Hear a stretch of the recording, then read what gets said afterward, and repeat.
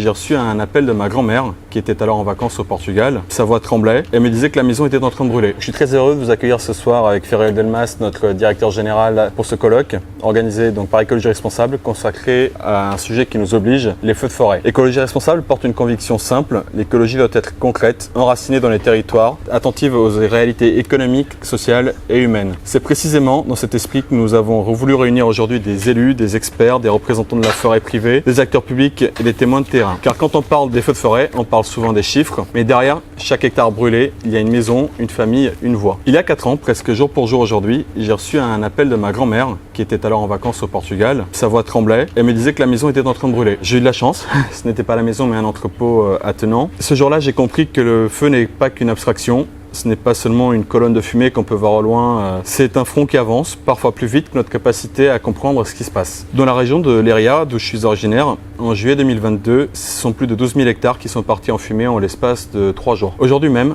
dans le sud de notre pays, plusieurs incendies nous rappellent cette dure réalité. Dans les Pyrénées-Orientales, dans le Gard, dans la Drôme, dans l'Hérault, des milliers d'hectares brûlés ou brûlent encore, des habitants évacués, des centaines de pompiers sont mobilisés. Le sujet n'est pas donc de désigner une essence unique comme coupable, le sujet c'est la spécialisation excessive des paysages. Quand les feuillus, les cultures, les pâturages, les coupures agricoles, les zones entretenues reculent au profit de masses forestières continues, le feu trouve alors une autoroute.